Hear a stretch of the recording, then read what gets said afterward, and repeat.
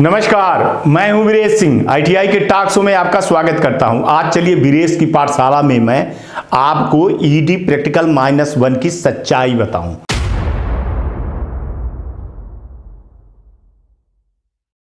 जो आप लोग छात्रों को बहुत ज्यादा कंफ्यूजन है, साथ में प्राइवेट आईटीआई वालों को भी, तो सुनिए ईडी और प्रैक्टिकल और -1 की सबसे बड़ी सच्चाई क्या है। ये मैं एक मेल ये आप देख रहे होंगे, इस मेल पे मूर्ति जी ने जवाब दिया। ये मैं पहले भी बहुत कई बार स्टूडेंट को बता चुका हूं कि डीजीटी अपना पल्ला कैसे झाड़ती है। एक्चुअली में सीबीटी का एग्जाम जो है तो निश्चित ही डीजीटी करवाती है, और ईडी और प्रैक्टिकल का जो होता है वो स्टेट का होता है। उसमें स्टेट, नोडल और आईटीआई के देख रेख में ईडी और प्रैक्टिकल का एग्जाम होता है। जब ईडी प्रैक्टिकल का एग्जाम हो जाता है तो उसका अटेंडेंस सीट से लेकर के रिजल्ट तक नोडल द्वारा स्टेट गवर्नमेंट को भेजा जाता है, और फिर स्टेट डायरेक्टर जो है तो उसको डीजीटी को भेजता है। तब डीजीटी उस रिजल्ट को अपडेट करता है। वही चीज मूर्ति जी यहां कह रहे हैं कि अगर आपका ईडी प्रैक्टिकल से संबंधित या -1 इन चीजों के संबंधित कोई केस है तो आप अपने स्टेट डायरेक्टर, नोडल और फिर आईटीआई से संपर्क करिए। अब मैं आपको बता दूं कि स्टूडेंट, आपके मन में जो एक चीज चल रही है, जो मैं कई दिन से देख रहा हूं, आप लोग दोषी प्राइवेट आईटीआई को मान रहे हो या गवर्नमेंट आईटीआई को मान रहे हो, दोनों को बोल रहा हूं मैं। जहां आपके साथ ये दिक्कत हुई है तो मेरा काम है असली चीज आपको बताना। अगर वो आईटीआई वाला, चाहे गवर्नमेंट आईटीआई हो चाहे प्राइवेट आईटीआई हो, अगर वो डेटा नहीं भेजता है, अगर आपको एलिजिबल नहीं करता है, अगर वो अटेंडेंस सीट नहीं भेजता है, तो फिर वो दोषी है। हालांकि ऐसा नहीं होता है। चलिए 10% मैं मान लेता हूं कि ऐसे आईटीआई वाले होंगे जो किसी स्टूडेंट का डेटा नहीं भेजे होंगे, कारण जो भी रहा हो, चाहे फीस बची हो या कुछ ऐसी चीजें हो, जो बहुत सारी चीजें आ रही हैं आपसी लड़ाई के चक्कर में, या स्टाफ को जो भी कुछ एक सेटिंग के रूप में होता है, पैसे की जो उगाही होती है उसके चक्कर में ना भेजे हो, पैसा ना दिया हो। तो इसमें मैं आईटीआई की, चाहे वो गवर्नमेंट आईटीआई हो चाहे प्राइवेट आईटीआई हो, उसको दोषी मानता हूं।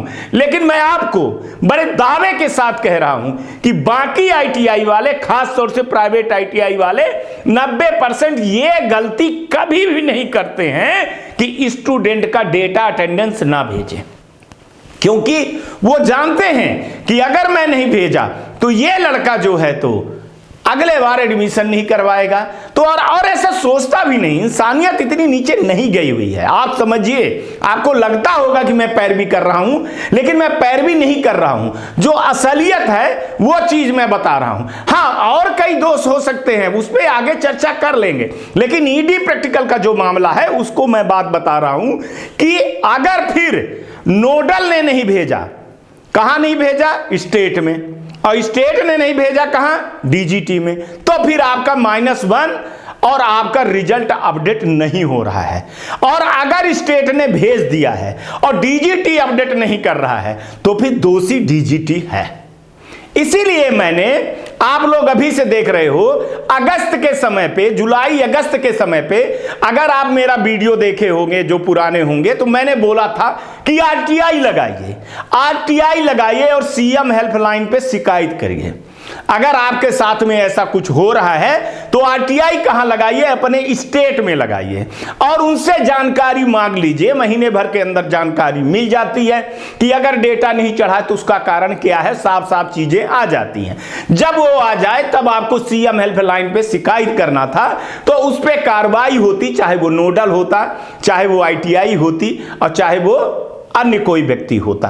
लेकिन आप आरटीआई ईडी प्रैक्टिकल के लिए और -1 के लिए जो है तो डीजीटी पे नहीं लगा सकते थे, क्योंकि उसकी डीजीटी जिम्मेदार नहीं होती है।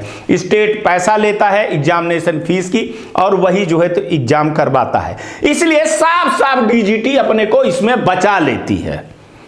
अब एक चीज मैं बोलूं कि फिर गलती क्या है? गलती यह भी है कि डीजीटी बार बार अगर डेटा मंगवा रही थी तो एक बार और डेटा मंगवा लेती, डायरेक्ट डेटा स्टेट से उठवा लेती और उठवा करके उस रिजल्ट को अपडेट कर सकती थी, आज भी कर सकती थी। लेकिन उसने नहीं किया, इसलिए दोषी जो है तो इस मामले में दोषी डीजीटी होती है।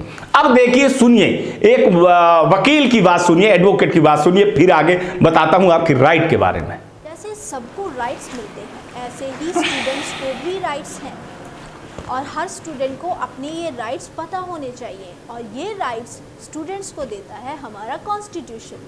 हमारे कॉन्स्टिट्यूशन में जो सबसे पहला राइट स्टूडेंट को मिलता है वो है राइट टू इन्फॉर्मेशन।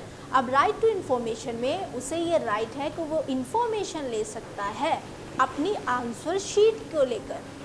रिज़ल्ट के बाद अगर वो सेटिस्फाइड नहीं है जो भी रिज़ल्ट आया है और वो अपनी आंसर शीट की इन्फॉर्मेशन लेना चाहता है, तो वो आरटीआई के अंडर एक एप्लीकेशन फॉर्म भर सकते हैं। तो ये पहला राइट हो गया। सेकंड राइट जो एक स्टूडेंट को मिलता है वो है राइट टू इक्वालिटी।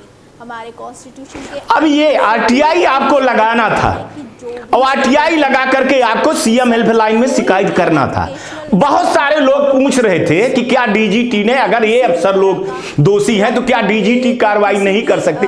डीजीटी बिल्कुल भी इनके ऊपर कार्रवाई नहीं कर सकती है, क्योंकि ये स्टेट का मामला होता है। डीजीटी यहां तक स्टेट डायरेक्टर को कुछ नहीं कह सकती है, डांट सकती है, बस कार्रवाई के नाम पे कुछ भी नहीं कर सकती है, क्योंकि हर स्टेट का अपना अलग अलग नियम, अलग अलग रूल, अलग अलग रेगुलेशन, अलग अलग काम करने का तरीका है।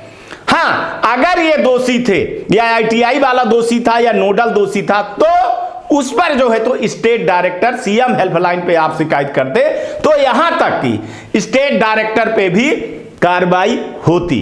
लेकिन आप लोग, बहुत सारे स्टूडेंटों ने ये कार्रवाई नहीं की। बहुत सारे स्टूडेंटों ने इसको किया है, तो बहुत सारे रिजल्ट इसके अपडेट हुए हैं। आप अगस्त और अगर सितंबर का आप हमारा वीडियो देखे होंगे तो आपको कमेंट उसमें मिल जाएगा कि हमने ये किया, हमने ये किया। कई बार मैंने बच्चों की रिकॉर्डिंग सुनाई है कि उन्होंने आरटीआई लगाई, सीएम हेल्पलाइन पे किया, तो उनकी जो है तो रिजल्ट अपडेट हो गया। और ये अधिकार आपको है, आपको यह अधिकार दिया गया है आरटीआई लगा करके कि आप कहीं से भी इंफॉर्मेशन ले सकते हो। अगर आपका स्टेट कह रहा है कि मैंने डेटा भेज दिया है और डीजीटी नहीं निकाल रही है, तब आपको डीजीटी पे आरटीआई लगाना था, तो वहां से जवाब आ जाता। इसके बाद आप जो है तो पीएमओ में शिकायत कर सकते थे। पीएमओ में कैसे शिकायत करें वो भी मैं आगे आपको बता दूंगा, लेकिन अभी टाइम नहीं है आपके पास। अभी जिस मुद्दे को लेकर के मैं अभी आया हूं वो एक कारण है कि आप लोग, बहुत सारे आईटीआई वाले कह रहे हैं कि फीस जमा करिए, फीस जमा करिए, और आप कह रहे हो कि हमारा रिजल्ट अपडेट नहीं हुआ है, अभी रिजल्ट नहीं आया है या -1 है, तो हम क्या करें। तो देखिए, जो आईटीआई वाला कह रहा है वही करिए। अगर आपका रिजल्ट अपडेट नहीं हुआ तो फिर क्या होगा, आप फेल ही हो, -1 हो, तो आपको कम से कम मौका है एग्जाम देने के लिए। दूसरी चीज, जो मार्च में एग्जाम हुआ था वो एग्जाम किस कारण से, उसमें डीजीटी की भी गलती है। क्या गलती है, उस डीजीटी अपनी गलती को सिर्फ इतना मान रहा है कि मैंने गलती से हाल टिकट जारी कर दिया था और स्टेट ने उसका एग्जाम करवा दिया और आईटीआई और नोडल ने सब मिल, चलिए 9000 स्टूडेंट की बात थी, गलती हुई है, लेकिन उनका रिजल्ट अगर निकाल देती डीजीटी तो आज वो इस परिस्थिति में न आए। सबसे ज्यादा अगर वो बर्बाद हो रहे हैं तो जो मार्च में लड़के परीक्षा दिए हैं, जिनका रिजल्ट नहीं अपडेट आया है, उनको डीजीटी ने बिल्कुल बर्बादी कर दिया है और एकदम बर्बाद के रास्ते पे खड़े हैं, क्योंकि उनका रिजल्ट नहीं आया। अब वो या तो फार्म भरे या फार्म ना भरे। फार्म नहीं भरते हैं तो अगर वो रिजल्ट आता है फेल हो जाते हैं, फिर उनका कब एग्जाम होगा इसका कोई रता पता नहीं है। हालांकि फरवरी में होगा, लेकिन ऑफिशियल नहीं है, ऑफिशियल नोटिस नहीं है, तो उसमें फिर कोई मान नहीं सकता है। हालांकि हमको तो समझाने को समझा देती है डीजीटी कि हम ये एग्जाम करवाएंगे, ये करवाएंगे। इसीलिए मैंने बोला है आपको कि मैं कल भी बात किया था कि आप मार्च वाला जो एग्जाम है उसको आप अपडेट करिए, आप अपडेट कर दीजिए, तब तो अब पता चलना चाहिए। लेकिन वो बोल रहे हैं कि हम उस जो एग्जाम का सेशन है वो उस समय पर 0 हो गया है। अब अगर हम रिजल्ट अपडेट करते हैं तो हमको दिक्कत हो जाएगी, क्योंकि हम उस डेटा को नहीं ले रहे हैं। हालांकि ये कहानी है, विप्रो की कहानी है। विप्रो के जो कामचोर अधिकारी हैं विप्रो के, उनको जो है तो प्रोग्रामिंग करते आती नहीं है, कोडिंग करने आती नहीं है। करना क्या था भाई, उनका एक अलग सेशन करके उसी सेशन में करके उनका डेटा अपडेट कर देते, रिजल्ट आ जाता तो आज दूध का दूध पानी का पानी हो जाता। बहुत सारे स्टूडेंट पास हो जाते या बहुत स्टूडेंट जो है तो फेल हो जाते, तो वो कम से कम एग्जाम फॉर्म भरते, फीस भरते।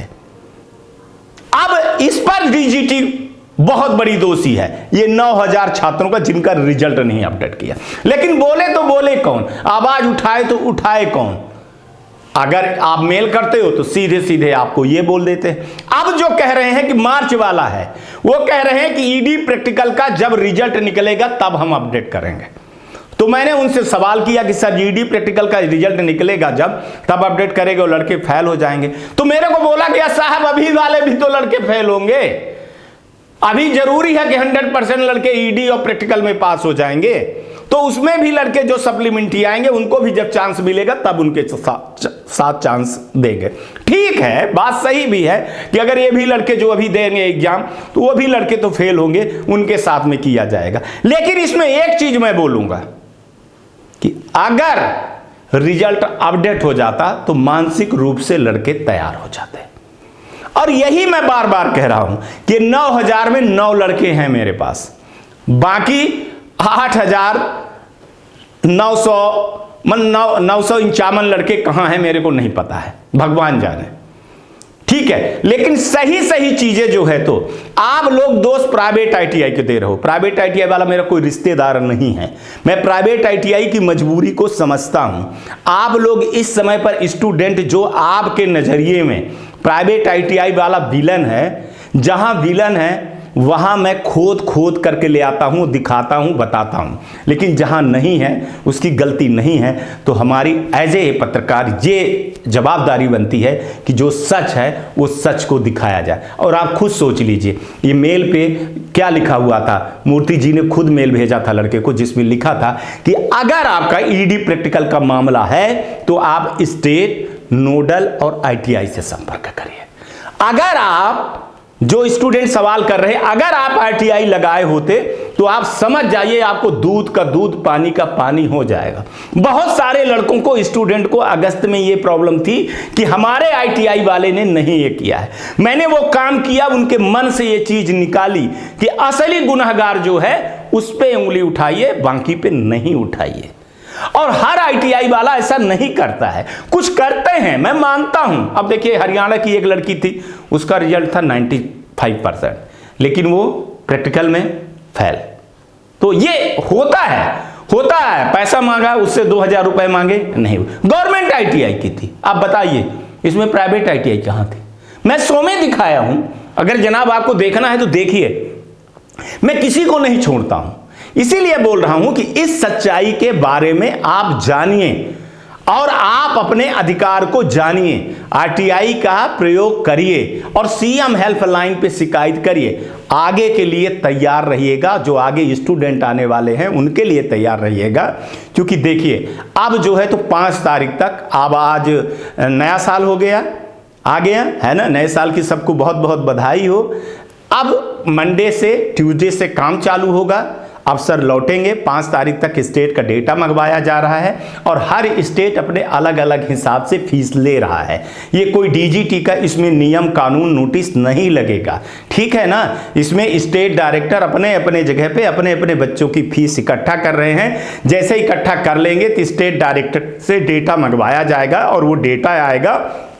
डीजीटी का सिर्फ 2 काम है, एक डेट बता देगी और दूसरा एडमिट कार्ड जारी कर देगी। बाकी फीस जमा करना, लड़कों की लिस्ट बनाना, ये सारी चीजें संसाधित करना, ये आईटीआई और स्टेट डायरेक्टर की बीच की चीज है, ठीक है। स्टेट डायरेक्टर कहां कहां सेंटर दे रही है, कहां कहां मैपिंग हो रही है, क्या क्या चीजें हो रही है, वो स्टेट डायरेक्टर अपने आप में काम कर रहे हैं, सारी चीजें कर रहे हैं। जो जो फीस जमा हो रही है उनकी लिस्टिंग हो रही है और 2, 4, 5 दिन के अंदर हो जाएगी। अभी तक जो माहौल बना हुआ है, 12 जनवरी से ईडी का प्रैक्टिकल का एग्जाम होगा, जो 5 से 7 दिन के अंदर के बीच में होता है, 1 हफ्ते के अंदर बीच में होता है। अगर कुछ नहीं हुआ तो, अगर कुछ लफड़ा नहीं हुआ तो ठीक है, बहुत लफड़े भी हो जाते। पिछली बार रिजल्ट निकलने के पहले पहले ईडी उसका प्रैक्टिकल का रिजल्ट जो है तो बिहार में जो है तो कई सेंटर में नकल पाया गया तो कैंसिल हो गए थे। तो फिर रिजल्ट लेट आया था। हालांकि हमसे विश्वास दिलवा रहे हैं कि जैसे एग्ज़ाम ख़त्म होगा तो उसके 15 दिन के अंदर अंदर, 10 से 15 दिन के अंदर अंदर बोल रहे हैं कि हम रिजल्ट निकाल देंगे। हाँ, रिजल्ट जो बहुत सारे लोग आप लोग बोल रहे हो कि सर लेट हो जाएगा, अब आपके पास कोई ऑप्शन है नहीं, है ना, आप खुद ही देख लीजिएगा। मेरी भी मजबूरी आप समझिए, मैं कितनी आवाज़ उठाऊं, कितना मैं चिल्लाऊं, कितना मेरे को साथ मिल रहा है, और इसी चीज़ का डीजीटी फायदा भी उठाता है, ठीक है ना। जब कभी कभी बोल देता है कि आप देख लीजिए आपके पास कितने स्टूडेंट कमेंट कर रहे हैं, कितने स्टूडेंट जो है तो आवाज़ उठा रहे हैं, तो मैं ये बार बार शो में नहीं बोल सकता हूं। हमारी भी एक मजबूरी है, हमारा भी एक प्रोटोकॉल है, बाकी समझना आपकी चीज़ है। इशारों में कई बार चीज़ें कही जाती हैं तो आप लोग समझा करिए। और एक चीज़ बता रहा हूं कि अभी आपकी आईटीआई जो कह रही है फीस जमा करने के लिए, वो फीस जमा करिए। अच्छा, एक चीज़ और मैं आज बता दूं, कई आईटीआई वाले के स्टूडेंट कह रहे हैं कि सर पिछली बार 700 लिए थे, 800 लिए थे, 900 लिए थे, 1000 लिए थे। एक चीज़ सच्चाई बताऊं आपको कि जो प्रेडिकल लेने वाला आता है ना भाई साहब, बहुत कम लोग ईमानदार होते हैं, वो गिनती गिन लेता है। आज मैं साफ ऑन द रिकॉर्ड बोल रहा हूं, कैमरे पे बोल रहा हूं, मेरे पे हिम्मत है, सबूत है, इसलिए मैं बोल रहा हूं। वो आपके यहाँ 100 लड़के हो गए ना, तो 100 लड़के इंटू 500 बराबर वो गिनती कर लेता है और वो कलेक्शन करके ले जाता है, और कलेक्शन नहीं होता है तो फिर उस आईटीआई की वो बाट लगाता है। इसकी भी मजबूरी समझिएगा, इसका भी दर्द समझिएगा। बहुत सारा जो लफड़ा हुआ है ना कि रिजल्ट अपडेट नोडल ने नहीं किया है, वो इंतजार कर रहा था कि प्रसाद चढ़ावा होगा। अब हालांकि इस चढ़ावे में आईटीआई कितनी दोषी है, कितनी दोषी नहीं है, मैं नहीं बोलूंगा, इस पे मैं कुछ नहीं कहने वाला हूं। लेकिन असली सच्चाई ये है कि नोडल की उगाही होती है, स्टेट में भी उगाही होती है। अब आईटीआई वाला किस किस को पैसा दे, अपने जेब से पैसा तो दे नहीं सकता है। और मैं भी इसका समर्थन बिल्कुल भी नहीं करता हूं कि किसी को घूस या रिश्वत दी जाए। अगर ये माहौल चल गया, हर नोडल वाले के पास अगर आरटीआई लग करके सीएम हेल्पलाइन पे शिकायत होती कि हमारा रिजल्ट अपडेट इस कारण से नहीं हुआ, सीट जो है तो रखे रहता और सीट निकलवा लेते अगर आईटीआई वाला, तो ये दिन देखना नहीं पड़ता आपको। हालांकि प्राइवेट आईटीआई वाले हम कह रहे हैं कि ईमानदारी से काम करिए, ईमानदारी से प्रैक्टिकल करवाइए, लड़के पास हो या फेल हो उनके ऊपर जाने दीजिए, उनके काबिलियत के ऊपर जाने दीजिए। रोज क्लास लगाइए, शिक्षक को रोज रखिए, इंस्ट्रक्टर रखिए, सीआईटीएस वालों को रखिए, प्रैक्टिकल करवाइए। अब देख लीजिए आप, अब वो टाइम नहीं रह गया जो टाइम पहले था। मैं बोल रहा हूं जो पहले होता था वो अब नहीं हो रहा है और ना भविष्य में होगा। आपको सुधरना पड़ेगा, और नहीं तो देख ही रहे हो आप लोग कि क्या हो रहा है, क्या नहीं हो रहा है। आज के कार्यक्रम में मैं इसी को क्लियरिफिकेशन करने के लिए ले आया था, जो बहुत सारे स्टूडेंट के मन में भी था कि हर चीज हम प्राइवेट आईटीआई को दोषी नहीं ठहरा सकते हैं, या स्टूडेंट को ठहरा नहीं सकते हैं, या कहीं पे हम नोडल को नहीं ठहरा सकते, या कहीं पे हम स्टेट को नहीं ठहरा सकते, या कहीं पे हम डीजीटी को नहीं ठहरा सकते। सबका एक अलग अलग सिचुएशन होता है, सबका एक अपना अपना पार्ट होता है। जब जो आदमी अपने पार्ट पे काम नहीं करता है तो वो दोषी होता है। आईटीआई वाला भी अगर अपने पार्ट में काम नहीं करता तो वो दोषी है, नोडल नहीं करता तो वो दोषी है, स्टेट नहीं करता है तो वो दोषी है, डीजीटी नहीं करता है तो वो दोषी है। इसको आप आरटीआई लगा करके पता लगा सकते हैं और दोषी का नाम उजागर कर सकते हैं। हालांकि अभी नहीं, पीईडी प्रैक्टिकल एग्जाम हो जाने के बाद मैं इसको प्रूफ के साथ आरटीआई लगाया हूं कि आप बताइए कि कितने स्टेट के डायरेक्टरों ने डेटा भेजा है कि नहीं भेजा है। 1-1.5 महीने के बाद जो आएगा उसकी भी सच्चाई मैं आपको जरूर दिखाऊंगा, क्योंकि सच ही दिखाना और खबर वही जो असर करे, यही हमारा मकसद है। नमस्कार, जय हिंद, जय भारत। मैं Sumit Pathak, director ITI tools company, New Delhi. मैं पिछले 2005 से लेकर अभी तक आईटीआई के टूल इक्विपमेंट मैन्युफैक्चरिंग और पूरे भारतवर्ष में सप्लाई का काम करते आ रहा हूँ। अभी तक हमने हजारों आईटीआई में सप्लाई किया हूँ, जिसका एक सेटिस्फाइड कस्टमर बेस हमारे पास है, सेटिस्फाइड कस्टमर्स हैं। और आप लोगों को कुछ भी आईटीआई खोलने से रिलेटेड और किसी तरह का कोई टेक्निकल परेशानी हो तो हमारे दिए गए नंबर पर परामर्श के लिए संपर्क कर सकते हैं। और मैं 2010 से नर्सिंग कॉलेज खोलने के लिए फ्री गाइडेंस देता आ रहा हूँ। उसके टूल, इक्विपमेंट, मशीनरी उसका भी सप्लाई कर रहा हूँ। जिन किसी को भी कोई फ्री गाइडेंस चाहिए, nursing college, ANM, GNM, BSc nursing, किसी भी तरह के नर्सिंग कॉलेज, नर्सिंग स्कूल खोलने का फ्री में सलाह प्राप्त करें। दिए गए नंबर पर संपर्क करें। आप सभी का धन्यवाद।